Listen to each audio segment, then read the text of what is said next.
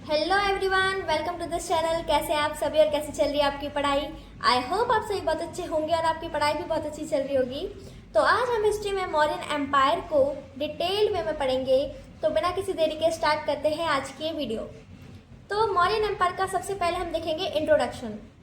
और इंट्रोडक्शन से भी पहले हम देखेंगे इसका टाइम पीरियड कि इसका मौर्यन एम्पायर का टाइम पीरियड कब से कब तक रहा। तो 322 BCE से लेकर 185 BCE तक इसका टाइम पीरियड रहा। इसका अब इंट्रोडक्शन पार्ट देखेंगे। The Mauryan empire was the first class empire in ancient India. प्राचीन भारत का एकमात्र इतना लार्जेस्ट एम्पायर जो है ये मौर्यन एम्पायर मौर्यन का ही रहा। इसकी स्थापना 322 BCE में हुई। इसकी कैपिटल सिटी थी पाटलिपुत्र, जो मॉडर्न पटना है। हाल ही में पटना को बोलते हैं। The empire covered almost the entire Indian subcontinent. ये जो एम्पायर था ये सारे इंडियन का सब कॉन्टिनेंट को कवर करता था। इसके फाउंडर थे Chandragupta Maurya. Founded the Mauryan empire by defeating Dhanananda. Dhanananda को हराकर जो है मौर्य वंश की स्थापना की गई। और चंद्रगुप्त मौर्य थे उनको जो है किसने गाइड किया था? चाणक्य। इनको कौटिल्य भी बोला जाता था। डिफीटेड सेल्यूकस निकेटर इन 305 BCE। 305 BCE में जो है इन्होंने जो चंद्रगुप्त मौर्य थे इन्होंने सेल्यूकस निकेटर को हराया था और फिर सेल्यूकस की डॉटर से विवाह किया था। Later adopted Jainism and become a follower of Bhadrabahu. बाद में फिर ये जैनिज्म इन्होंने अडॉप्ट किया चंद्रगुप्त मौर्य ने और ये भद्रबाहु के फॉलोअर बन गए। अब इनके बाद आते हैं बिंदुसार। बिंदुसार चंद्रगुप्त मौर्य के पुत्र थे। Known as Amitraghata slayer of enemies. इनको जो है इस नाम से जाना जाता था। Expanded the empire into south India. इन्होंने जो एम्पायर है मौर्यन एम्पायर इसको कहाँ पे एक्सपेंड किया? साउथ इंडिया की ओर एक्सपेंड किया। बिंदुसार ने मेंटेन किए diplomatic relation with Greek ruler.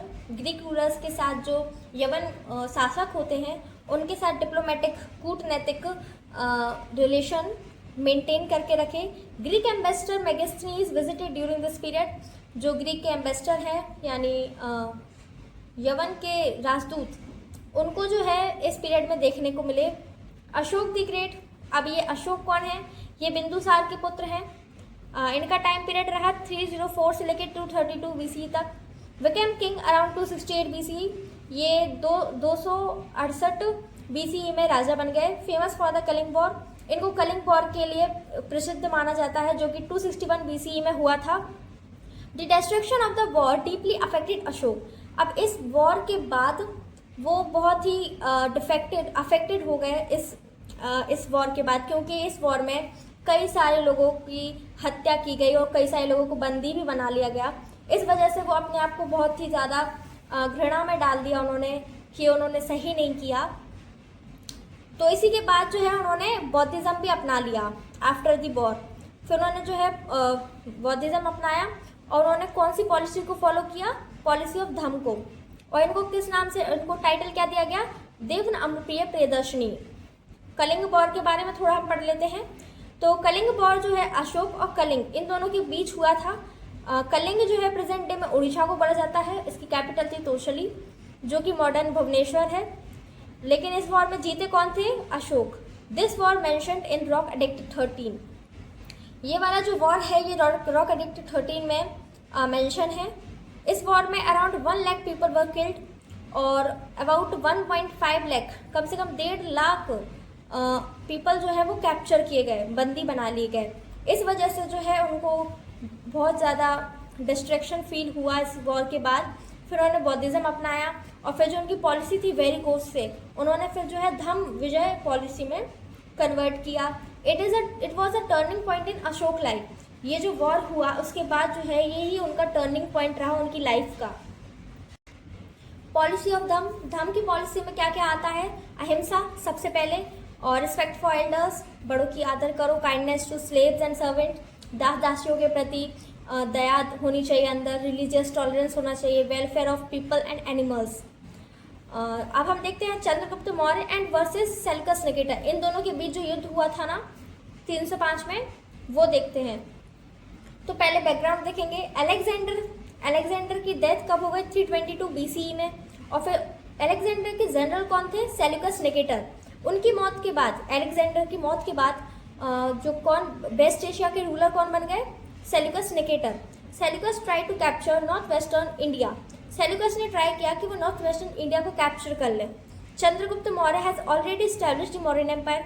जब उन्होंने ये सोचा, सेल्यूकस ने ये जब सोचा कि हाँ भाई नॉर्थ वेस्टर्न इंडिया को हम जो है कैप्चर करेंगे, उस समय पर चंद्रगुप्त मौर्य अपना मौर्य वंश स्थापित कर चुके थे मगध में। तो इस वॉर को अब हम देखें तो इस वॉर का ईयर क्या था? 305 BCE। कौन से रीजन में हुआ था? नॉर्थ वेस्टर्न इंडिया में। अपोनेंट्स चंद्रगुप्त मौर्य और सेल्यूकस निकेटर। रिजल्ट क्या निकला? Seleucus Nicator was defeated. Seleucus Nicator हार गए थे। तो उसी टाइम पर जो है एक ट्रीटी साइन करवाई गई। अब हम उस ट्रीटी के टर्म्स देखते हैं।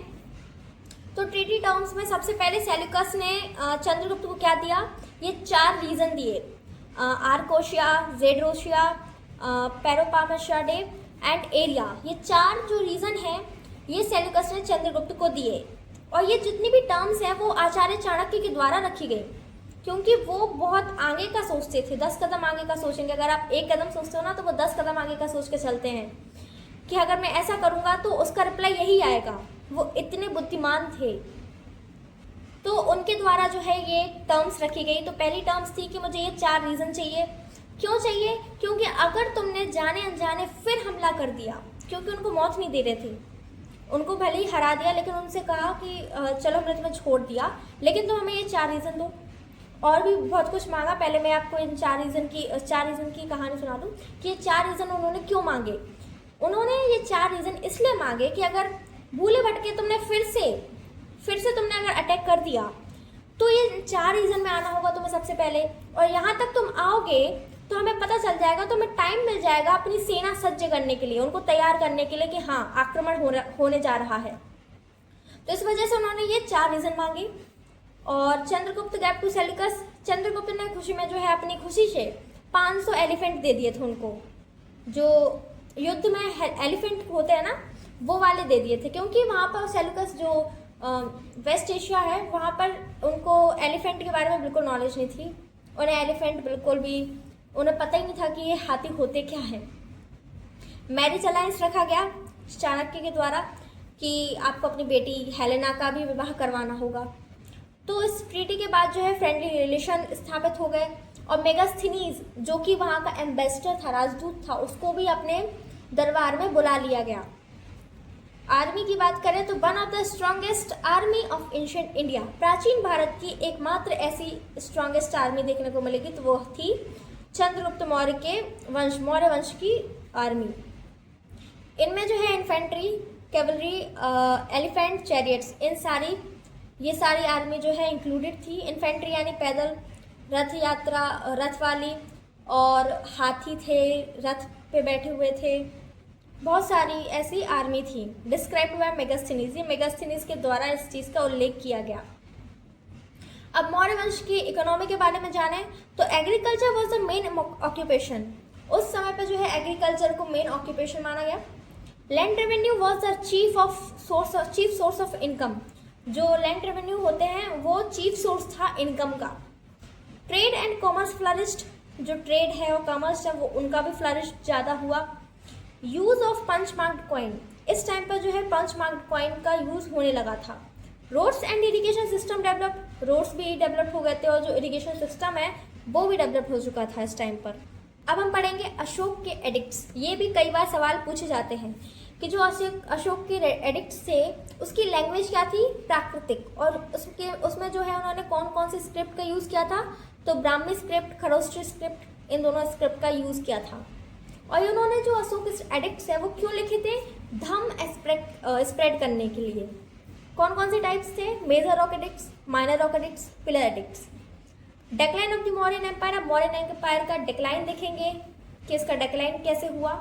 तो बिगेन आफ्टर, जो डिक्लाइन है वो कब चालू हुआ? जब अशोक की डेथ हो गई, क्योंकि उसके बाद weak ruler and administration problem आने लगी।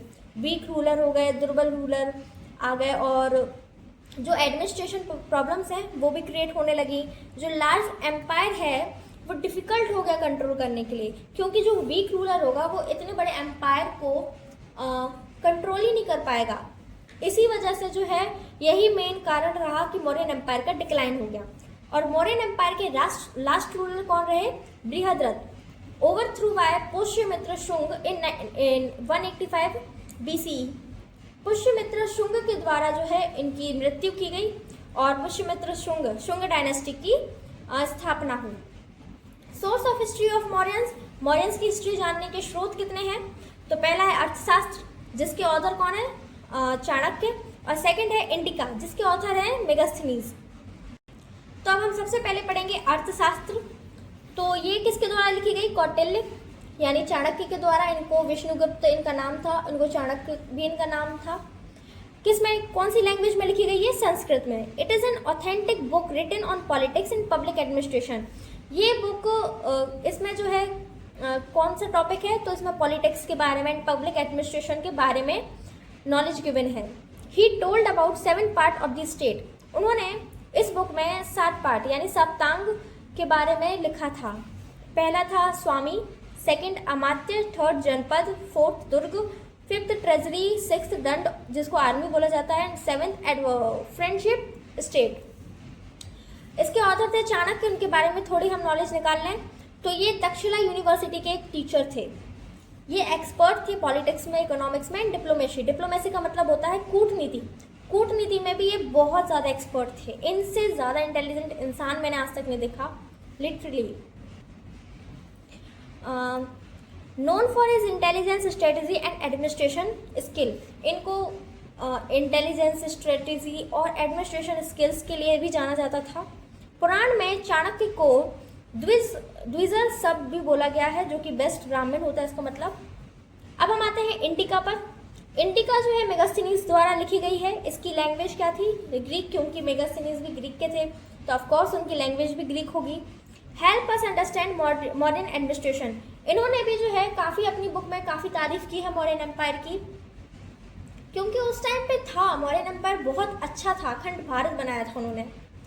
तो ये भी हमें मौर्यन एडमिनिस्ट्रेशन के बारे में जानकारी प्रोवाइड करती है। Confirm the greatness of Chandragupta Mauryas rule. उनके बारे में भी, महानता के बारे में भी इसमें बताया गया है।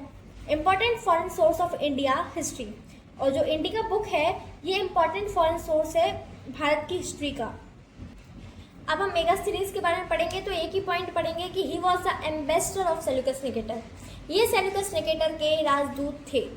ठीक है, अब ये कुछ इंपॉर्टेंट टर्म्स हैं। चाणक्य के बचपन का नाम था Vishnugupta. Ancient site of Pataliputra. Pataliputra की प्राचीन साइट कौन सी थी? Bulandibagh. Who succeeded Chandragupta Maurya. Succeeded का मतलब होता है उत्तराधिकारी। चंद्रगुप्त मौर्य के उत्तराधिकारी कौन थे? Bindusara. Chandragupta Maurya died at Shravanabelagola and Ashoka ruled for 37 years. Ashoka ने 37 ईयर्स तक शासन किया।